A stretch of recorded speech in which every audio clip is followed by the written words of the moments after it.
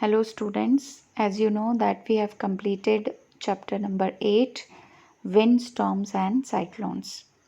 इसके लिए आपको कुछ वीडियो शेयर किए गए हैं, कुछ एक्सप्लेनेशन पीडीएफ के थ्रू किए गए थे, कुछ एक्सप्लेनेशन पावर पॉइंट प्रेजेंटेशन के थ्रू किए गए थे। तो दोनों ही तरह के एक्सप्लेनेशंस में आपने कुछ पिक्चर्स देखी थी, तो उन पिक्चर्स पर ही बेस्ड एक छोटा सा असेसमेंट यहाँ पर आपका हो रहा है। आपको पिक्चर दिखाए जाएंगे और उनसे रिलेटेड कुछ क्वेश्चंस होंगे, उनको आपको आंसर करना है। So here you have your first picture.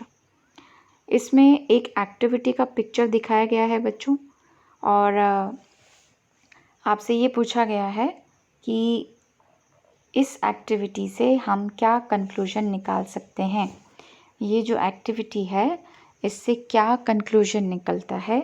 This is your question number 1. Then you can see a cone shaped cloud here. दोनों ही पिक्चर्स में आपको कोन शेप का एक या फनल शेप का क्लाउड दिखाई दे रहा है। आपको ये बताना है कि इसे क्या कहा जाता है, इस तरह के क्लाउड को क्या कहा जाता है। Okay, this is your question number 2. And in question number 3 again you can see picture of some natural calamity है एक तरह से ये।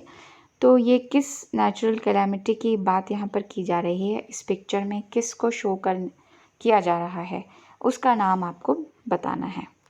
ठीक, and then in the next question बच्चों आपको कुछ डिस्ट्रक्टिव इमेजेस दिख रही हैं, जिसमें कि कुछ डिस्ट्रक्शन आपको दिखाई दे रहा है। देखिए यहाँ पर ओशन की जो सारी लहरें थीं वो रोड पर आ गई हैं, घर डूब गए हैं और कम्युनिकेशन पूरा, ये देखिए सारे खंबे जो हैं वो टूट गए हैं, वेव्स बहुत तेज़ चल रही हैं।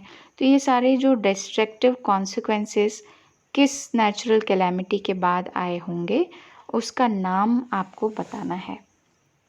ओके, किस नेचुरल कैलामिटी से ये सारे डिस्ट्रक्शंस आए होंगे, उसका नाम आपको लिखना है।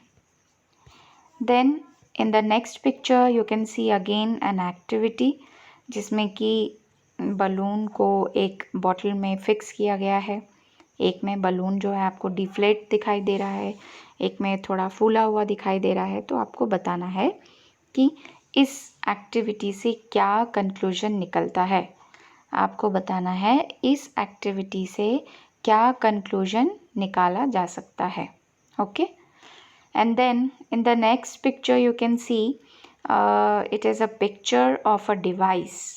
एक डिवाइस का पिक्चर है बच्चों, और इस डिवाइस से हम कुछ मेजर करते हैं, कुछ पता लगाते हैं। तो आपको बताना है कि ये किस डिवाइस का पिक्चर है।